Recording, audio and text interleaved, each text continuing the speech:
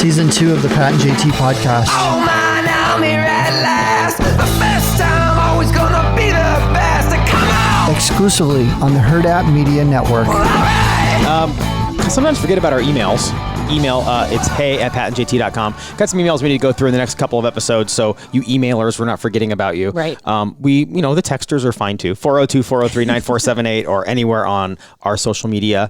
It's Pat and JT, Twitter, Instagram, and Facebook. Exactly. We'll get caught up with that. But first, we have it was unexpected, but a welcome. What do I want to say? We haven't seen a friend of ours for a long time, Mike Dyer of Dyer Law. How are you doing? I'm doing good. Yeah. Through a mutual acquaintance. It was like, oh my gosh, he's been on our show. I don't know how many times when we were back radio world. Right. And since we've been podcast world, we haven't connected, but for reasons, once again, our circles, collide. Small world. It is. Yeah. It is. And we were really excited to have you stop by. And actually we were having you stop by because a friend of ours is developing a really cool podcast we wanted to talk to you about. But then we're like, let's just have you on the podcast today. Sure. So get caught up with you and what you've been doing. And if you would, just kind of talk about your background and what you're doing. Sure. Well, I'm an attorney now. I've been in Nebraska since 1987. I came out. Before that, I was a cop in New York City. And Until when? Back in 1982, I got sworn on. Okay. And I got injured in a riot in Central Park in 1983. In 85, I got retired on a permanent total disability. Wow. So came out to law school and met my wife. And in fact, I graduated 10 o'clock in the morning on May 19th, 1990, and 3 hours later, she married me. Wow. Yeah. Just want to make sure you were smart enough to get that degree, right, Mike? You get the diploma? Okay, let's meet All up. right, let's go. Let's go to the courthouse. That's neat because you've used that, and I don't know that you always started this way, but you've evolved some like the website that you have now and some of the cases that you work with now working with law enforcement. Were you that way at the beginning, or what was your focus to begin with? Well, doing injury cases, I've been doing a lot of them because I was injured myself. Do a lot of workers' comp and car accidents. But I've helped hundreds of police officers regionally who've been injured, and then actually have helped the families of fallen officers too who've been killed in the line of duty. I wondered, and it was kind of alluded to, and it makes total sense to me, that law enforcement officers would be more inclined to want to work with somebody who totally understands their line of work because you were an officer. Right. I did that. Yeah. And it probably Makes sense. Makes that connection. Because before they even walk in the door, you guys have a connection just because you're former law enforcement. Right. I mean, it's nationwide, actually internationally, Exactly. I guess when you see other cops, it's Yeah. something that, we all understand. Yeah. That's something. You grew up in New York. I did. Yeah. What part? I was born in Brooklyn, but grew up on Long Island. Interesting. I'd say the early 80s, pretty rough time in New York, right? Yeah, well, they had, back in the 70s when New York went bankrupt, they fired a bunch of cops, like 5,000 cops. So it was pretty lawless for a while. And then when they started hiring them back again, 3,000 at a clip, things were starting to turn around. So that's interesting, though. That's right. The 70s were kind of, like we said, lawless. Yeah. I've heard other stories about that, too. People that were police officers in the 80s and 90s, but they talk about, it's not like the 70s. It's like, we can come back. We came back before, we can come back, because they're talking about what's been going on lately. Yeah. And how, because for a lot of people, this is the first time they've experienced this, where the police departments or the police officers, a lot of them deciding to retire early. They were like, okay, because New York got to be it's a little sticky in New York City right now. Yeah. Put it nicely. Yeah. A little sticky. And for a lot of officers, they've decided, you know what? Nationwide. Right. Right. And a lot of officers are just saying, okay, well, I'm going to go ahead and take my early retirement and we're going to sit down. But there are still a lot of young guys and gals that are signing up. Yeah. A nephew who's in the academy right now in New York. So how does that make you feel? It's a different world. So, he's a new part of it. Exactly. It's kind of funny when you talk to people that are former law enforcement or current law enforcement, or a lot of times in any field, whether it's acting or whatever it is, they're like, I would never talk to my kids about going down this field because it's such a hard road. It's so difficult. I did it. Yeah, I did it, but I don't want them to do it. kids, would you ever, if your kids would ever come to you and say, listen, this is what I want to do, would you like, well, it's your choice, or I don't recommend that after what happened to you? Like your nephew. Did your nephew talk to you at all before he did it? Not really. No, I mean, he. Yeah. But I've got brothers. And his dad was a firefighter. That's my brother, and Yeah. I get 2 brothers and 3 brother-in-laws who were firefighters in New York. And my All sister first was, responders. I mean, so kind of like somebody coming out of the family not doing it, it'd be like, what are you doing? Why are you not doing it? 'Cause everybody was doing it. that generation, yeah. Yeah, that Yeah. generation, right. Yeah. That's pretty cool, though. I mean, seriously, to have that many family members that are all first responders, but it tends to go that way, doesn't it? Mm-hmm. Like in families, it's like you have everybody does it. It's like, Seems to be, yeah. yeah, following dad's footsteps, following mom's footsteps, etc. Yeah. That's interesting. So the website that you have is called Hurt Cop. Can you talk about that just a little bit and what you're doing? Sure, I put it together so there'd be at least a source for people to look for, to know that what they're going through and what they're experiencing is not something that they're doing alone. I took some information from a program that I'm in New York called PAPA program, Police Organization Providing Peer Assistance, and I got into that in 2008, and it's a suicide prevention and a hotline. Mm-hmm. And I've been active with the training and everything. I wanted to bring that back to Nebraska to bring it here so we can have a setup like they have in New York, but we don't have the structure that New York does. They don't have 100,000 cops who all have the same insurance, and they don't have hundreds of volunteers who are always available. Never thought about that. Yeah. So if you don't have that kind of structure, you can't do what they're doing. You can't. But there are bits and pieces that you can at least replicate and you can take out. So Right. I've gone regionally and spoken to a lot of different police organizations and FOPs, fraternal order police groups, about some of the stuff they talk about in PAPA, about what it's like to be a cop. And, Let me ask you something too, and this has come up before another podcaster that we have. In the training for police officers, they're as first responders, they have some medical training, I would imagine, when they're on the scene, but they're primarily law enforcement, and so they probably are exposed. They're like the first on the scene, right. And we were talking to one of the guys that we have a podcast with. He was former OSHA guy with the government, and he now trains people that run their departments. And he said that's something a lot of people don't think about, that the OSHA guys are exposed Right. to some pretty traumatic scenes. Right. And for the police officers, is there training or psychological coping skills in the training, or was there and now there is? Or Each event that they go to can be traumatic. And with each traumatic event, they have cumulative effect. So you have the traumatic event that's now causing you stress or anxiety because it happened in the past. This post-traumatic event now is piling on. So it's never, they say it's never the dirty dishes that makes the person go. It's all the stuff that builds and leads That's a up good to analogy, yeah. right? Yeah. And then it affects the way they handle other cases, other instances of whether it's domestic violence or whatever it is, whatever happened yesterday or last week or last month affects what they're doing right then. And then you're right, it just keeps piling up and up. Right, and it's got to be properly dealt with. It's got to be sorted. It's got to be, you have to be able to talk. I would about think these that was things. something back when you were an officer, and even somewhat now, like you said, what our client had said, that it's not really dealt with out front. Like it was probably back then, they didn't even think about post-traumatic stress, talking it out. Something bad happens, you go and you sit down with someone and talk it out. It's probably, you're a tough guy, you can get through this, just head down and just go. But sitting down and talking probably wasn't really on the docket. My experience is back, a lot of people weren't even around then. We were. I got We were around. We were around. It's okay. 1985. I was done with it. But right now, they have just about every police department has got a way to be able to deal with these events as they come in. And they have different situations. Every department sets them up differently. But, Right. they have a breakdown, talk resources. it down. Yeah. Yeah. That's good. And so you're not on your own. That's great. Well, I have to, even like just the regular Joe, when your employer offers any kind of mental assistance, Right. a lot of people don't take advantage because they're afraid they'll be put in a column, Right. The stigma, yeah. right? And so that stigma, I would imagine, is magnified when it comes to police officers, any first responders. Well, it's a sign of strength and not a sign of weakness to go out and look for the help. And it's that's hard what to they're trying change that Flip, mindset. flipping that script and changing that mindset is it's really tough with a lot of people, especially from that generation. We're like, no, just rub some dirt on it. I'm good. Yeah. Yeah. Yeah, You kind of think that way, but then as they pile up and the things occur, there's got to be a way to be able to vent them, and there's got to be a way to be able to deal with them.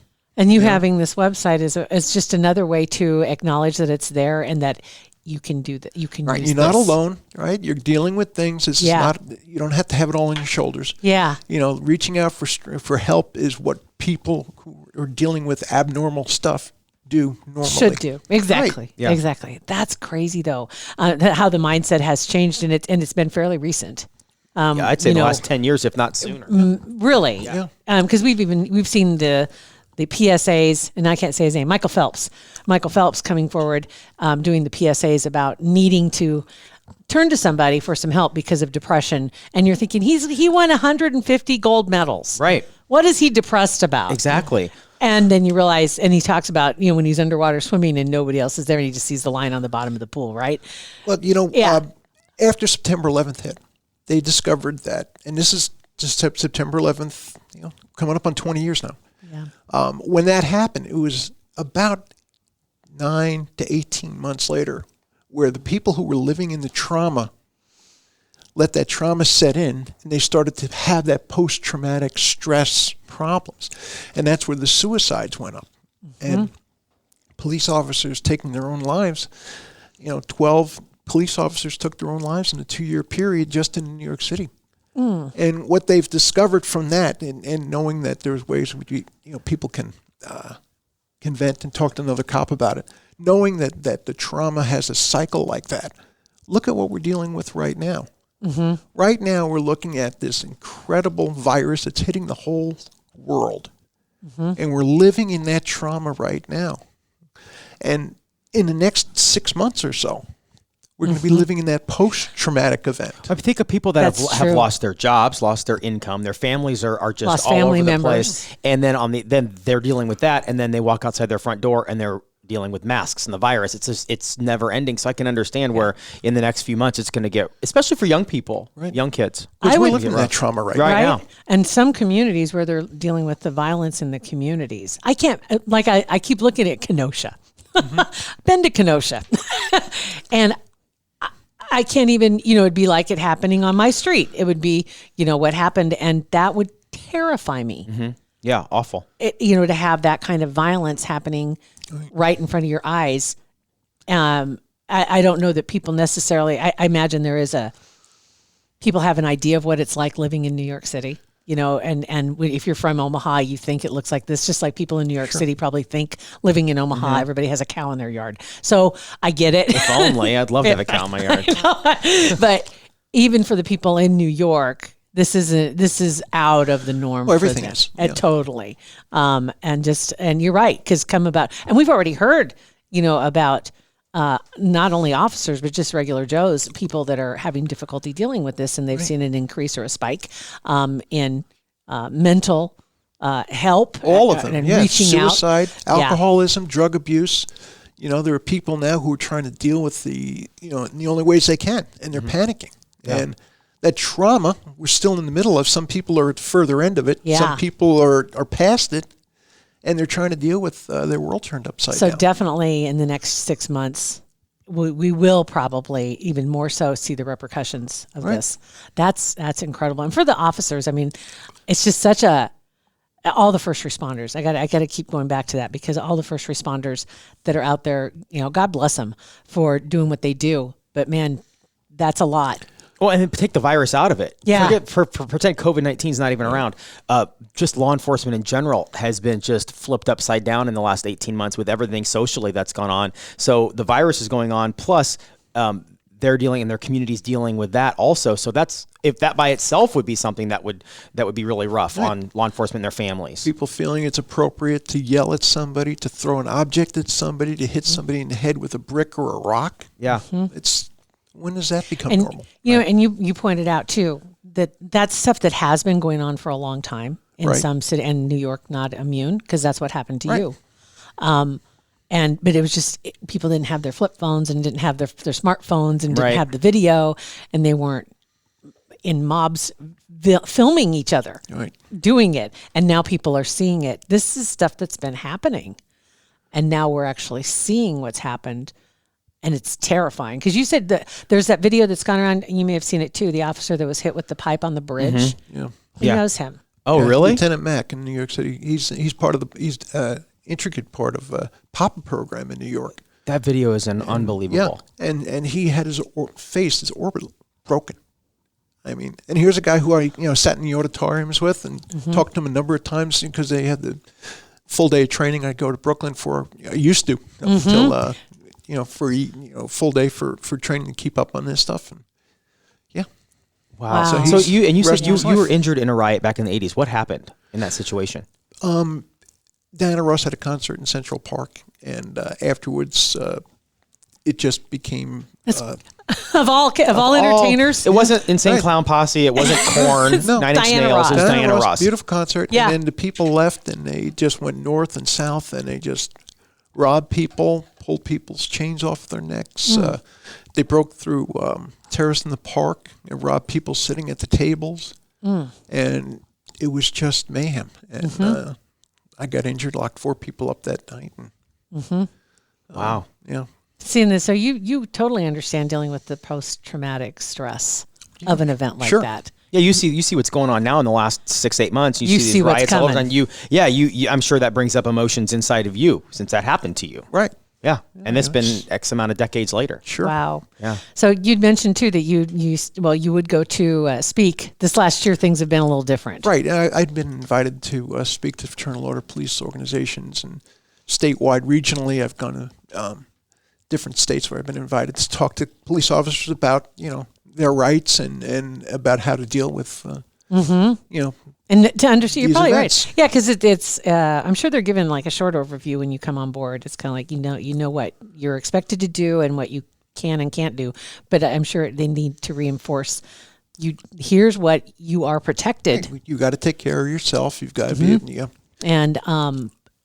and it's not just local police organizations. You even mentioned the FBI too. Well, there was a group that invited me to Yeah. speak to the FBI, Nebraska group. The regional FBI. offices Yeah. or whatever, something Yeah, it like was that. it's supposed to go on this summer, but they didn't.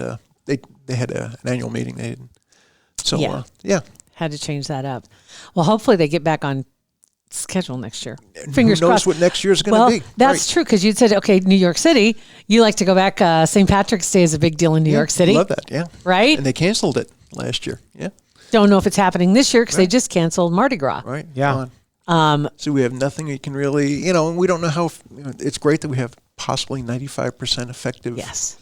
Well, yeah, we didn't think in the spring that Yeah. we'd ever even consider canceling football or, Right. or playing it the way we're playing it now. And No, now we're looking at like February, right? March coming up in the next 4 or 5 months. Like, what is the world going to look like then? Yeah. Because everybody Really? was losing their mind about spring game. Yeah, we're like, oh my God, we're gonna have a spring game. like, And then, well, oh my we'll God, have- we'll be in the baseball's fall. delayed. Like, well, who would ever think that there was a time when we weren't going to play football? There was 6 weeks we didn't play Husker football. Yeah. I mean, yeah. So who knows what's going to happen next year? What's going to end up? And I know that they're talking about. Well, obviously, right now it is. It's just you don't want to talk about it. You don't want to dwell on it. But by the same token, people want to talk about it and they need to because they're frustrated. Right. Like hearing about Thanksgiving and hearing some communities they're locking them down and saying no more than 10 people and.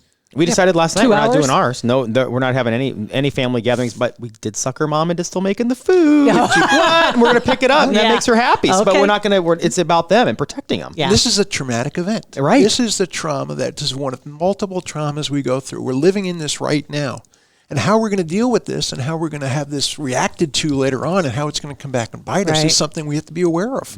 Right. And prepare for it. Right. Yeah. Yeah. Because right now you're not really focused on that. It's just the here and now. And as you're starting to lose sleep and you're not able to, and you feel the need to have more and more of something to make you feel better, that's the time to reach out for some help and say, hey, maybe things aren't right. Yep. And there's an awful lot of places you can do that. You can go to your doctor if you want to. If you're religious, you can go to clergy. There's hotlines you can talk to. And it's okay to ask for help. It's okay to say, hey, I'm having this issue, and have somebody to talk to about it.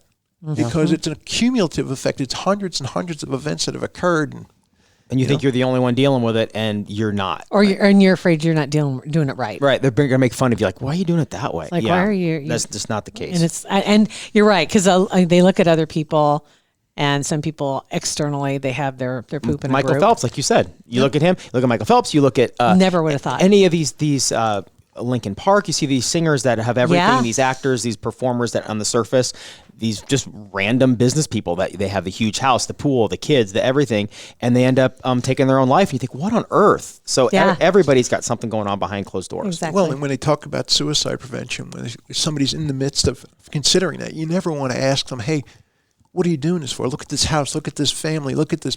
That could Makes be the them feel reason worse. that could be the reason they want to kill themselves. Right. Exactly.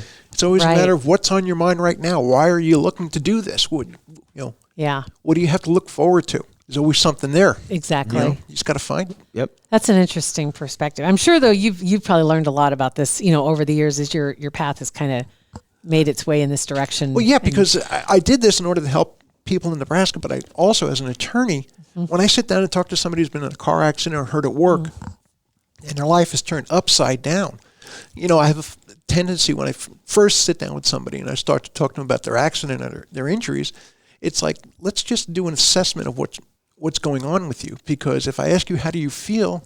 Naturally, you're going to resist. You're not going to want to be judged as a whiner or a complainer. You never want to be perceived as making a big deal about yourself. Right. So we treat ourselves differently than we would treat somebody else. But if True. if your loved one was sitting there, you'd say, "Hey, tell them what's going on." So even when I talk to people about a car accident, it's like, "Hey, tell me what's different. Right. Is your neck different? Yes or no?" Well, no, yes or no. Yeah. Is your back It's different? true, Yes though. or no? Right. It's probably hard to get them in that mindset of, okay, let's pretend you are your best friend. Right. Now tell me about your best friend. What's wrong with them? Let's go. Oh, okay. Right. Now I'll tell you what's going Yeah. on. Right. Because Yeah. we perceive ourselves as the people who never want to be judged. Right. We never want to be in that position where somebody's going to call you less than or be even perceived as less than. So you put up this false, the thing that gets us through life, right? And Yeah. we could thank social media for magnifying that, because my nobody God. ever puts the picture up where they look less than perfect, less than great shape, less than tan. They just don't. And so we're so used to putting our best foot forward that we're not used to Take showing the 25 cracks. pictures so you can pick one to put up. Yep. Like, And yeah, then- exactly. The fake it till you make it kind of stuff. And sometimes that's good. Sometimes that's not We had the that. way to do it. Were you on that 401k meeting yesterday? Yes, I was. And I didn't. I was on it a little bit, and I saw some of the pictures. But the guy that was running it, Short Story, he talked about the social media thing. Like, this is my family, and this is us after 400 pictures trying to get one where we're all smiling, and we all look perfect. He goes, now this was the next day. My son, after he just ate a marker, and he's got marker. He's like, this is life is messy. This is what it's like. It's not the perfect picture in the weeds. It was a great right. analogy. It was a great analogy. Right. Yeah, it absolutely was. My gosh, a heavy topic, but I just wanted to kind of highlight what you're doing because I think it's really important. Yeah, it's been kind of a nice fit, between, because you're helping people who are hurt, Yeah. and in a position to be able to have somebody, not that you're really helping them, you're just saying, hey, look, there are other people who can help you. I just want to expose you to what's hurt so that you can at least And you've deal been with there, it. and you've been there. Yeah. Right. They instantly trust you because you've been in that exact situation. Right, and you never want to be perceived as a, Exactly. I don't think we've ever had this conversation with you haven't. as far as your history as well. I know we've always talked about the projects that you were supporting and the things you're trying to do to help the community, and just kind of interesting to find out a little more about you. And it's a great URL, hurtcop.com. Yeah. All the information is there if people want to find out about Yeah, you and your just program. I think the program is fantastic, Yeah. and I shared it with my cop friend. Great. And he's in Minnesota, and shared it with him, and he's very involved in stuff like this. just as well. simple tools. Just, hey, look, just do a simple test, and, when you look at it and you say, hey, this, and this, and maybe I should talk to somebody. There you go. Nobody else has to know about it. Nope. It's confidential, just Yeah, we're all it can't human hurt. beings, right? We're all part of the human trying experience. to help each other get through. Right. Right. Well, thanks, Mike. Thank you for coming You in. bet. Thanks for having me. You Got bet. it. And go to hurtcop.com. Very, Yeah. very simple to go there. You can also go to It's Pat and JT. If you need all the links that we talked about, everything, it's in the description Yeah. of our podcast. So just go ahead and click through on that one. It's Pat and JT. Right here. Pat and JT Podcast, a Hurrdat Media Production.